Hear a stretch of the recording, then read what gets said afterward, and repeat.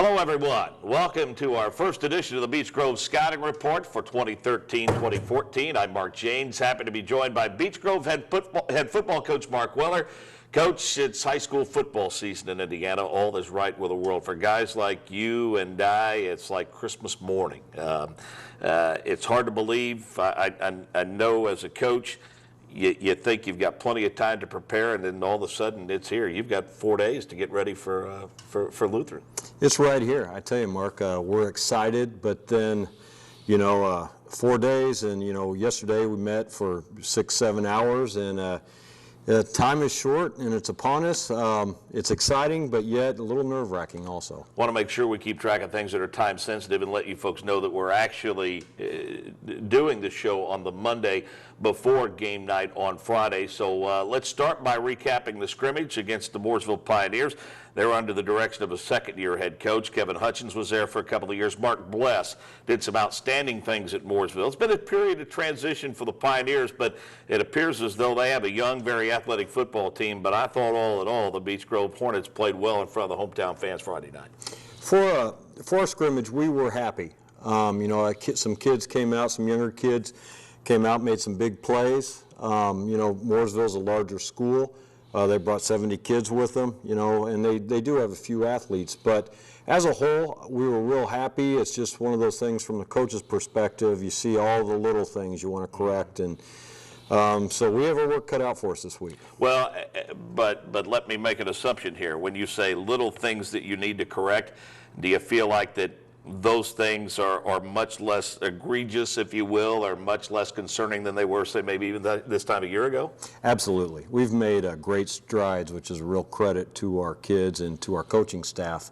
And we were talking about that yesterday. The fixes this year certainly aren't as drastic as they have been the last 2 years at this point. Well, I made that mention to you during the ball game, and I told Coach Pirica and Coach Cross too, and I've told several other folks that I've talked to since the game on Friday night.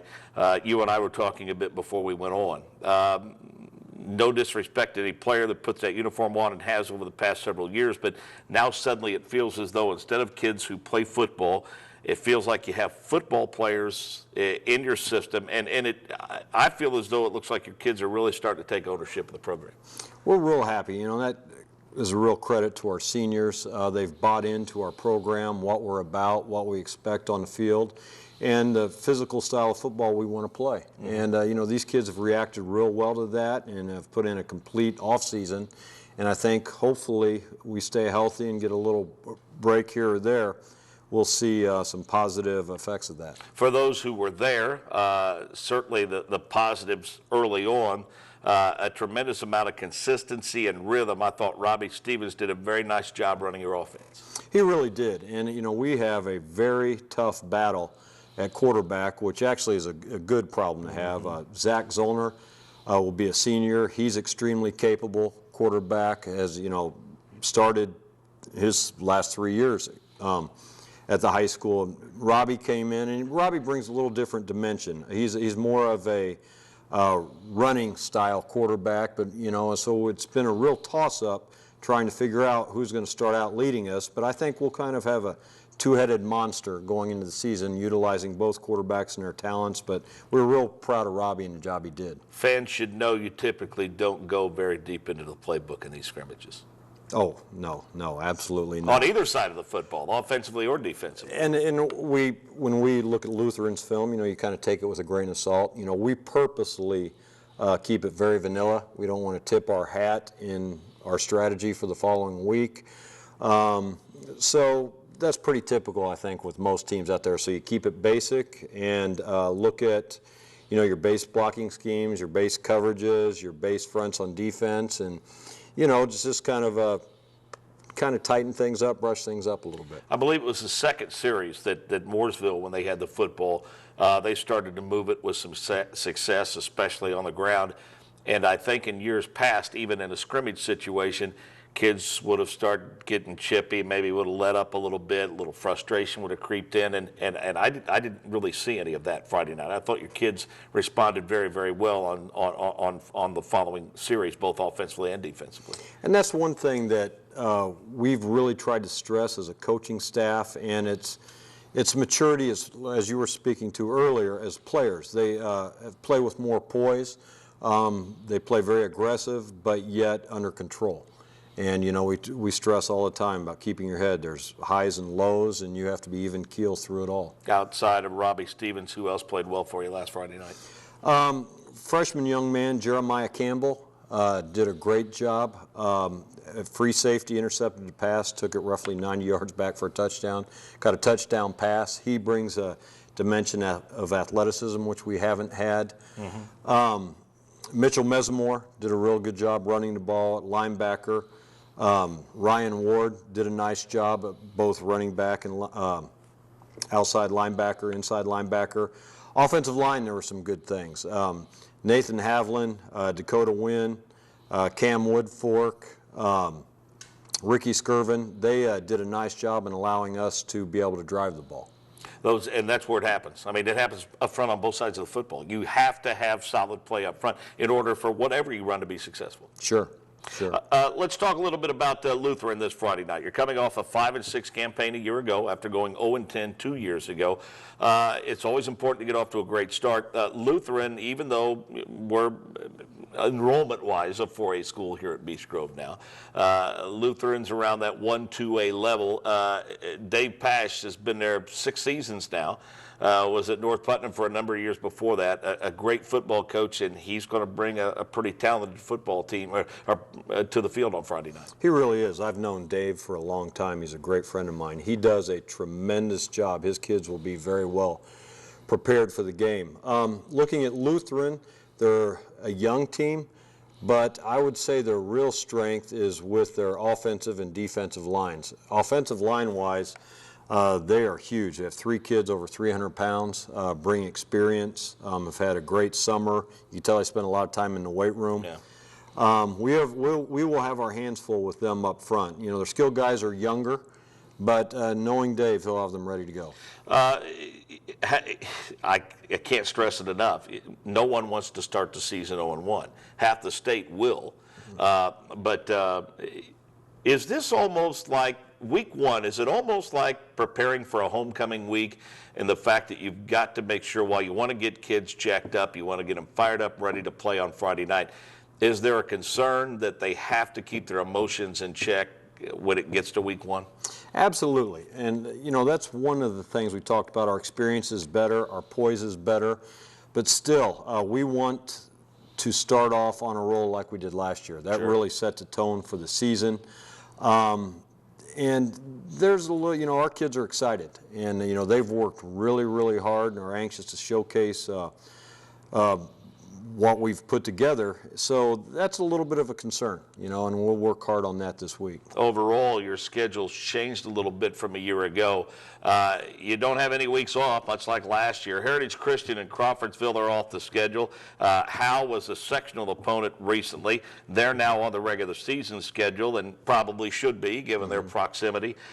Tinley gets added, but boy, the usual suspects are there. Speedway, Cecina, Ritter, Triton Central. I mean, it's going to prepare you for the postseason. It really will. We have a very tough schedule, and I like that. That's the way it should be. And, you know, like we tell our kids, by the time postseason rolls around, we'll be prepared. We're not going to see very many teams out there, even at the 4A level, like a Ritter and the Cecinas of the past and teams like that. Let's talk a little bit about the sectional move. 4A now, due to the count. There were some long faces when that was announced. Mine was one of them, as a matter of fact. I would say, though, that given the realignment, putting you in sectional 21, not that you want to back away from anyone, and there's still an awful lot of good football teams in sectional 21. That's not a bad sectional draw in terms of giving you an opportunity to compete for that sectional year in and year out. It's not as bad as it could have been, staying opposite, obviously, of Roncalli and Chittard and, you know, that group. But still, it's a very, very competitive sectional with Mount Vernon, New Pal, and, you know, schools that have had success. We're not going to back down from anyone. It's the lesser of the two evils, I think. And, you know, with the right draw, you know, I think we could really make some noise this year. Well, one of the things that's key going into the regular season is to do your darn well best to make sure everybody's healthy. What's the injury update going into Friday night against Lutheran? We are going in healthy, thank goodness. Knock on wood. That's exactly. Right, yeah. We have made it through the season with a little ding here or there, but nothing substantial. And that is the main goal of our staff: getting through camp, getting through the preseason, especially the scrimmage. And we've made it through, so far so good. How lucky are we here at Beech Grove High School to have a trainer like Carl Palma? I mean, I have seen him work over the summer with our kids. I mean, with the increased emphasis on concussion testing and concussion treatment, I tell you what, he takes a lot of pressure off you in terms of him having to deal with injuries and deal with issues related to concussions and all of the things associated with that. Carl's the best I've worked with as far as the trainer goes. Extremely professional, knows all the guidelines, all the rules, follows them to the T. And the most important thing, he is top-notch at what he does, and we feel very comfortable with him taking care of our athletes. He goes above and beyond the call. Well, before we let you go, I don't want to put any pressure on you, but as we said, coming off 5 and 6 a year ago, if you are easily not better than that, is there any way to gauge the level of your disappointment? Given the caveat, as long as everyone stays healthy, you take care of business the way you should take care of business. I think the vibe that I'm getting from you and your staff is that this could be one of the best seasons of Beech Grove football in many, many years. If we stay healthy and play the way we are capable of, I definitely think this could be one of the best seasons we've had in a long time.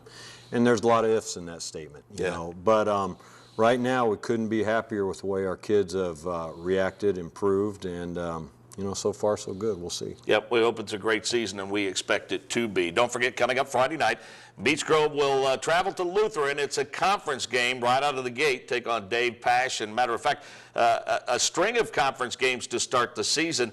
Will be at Lutheran on the road to start the season against Coach Pash and the Saints. Then 3 straight home games, a very, very important stretch.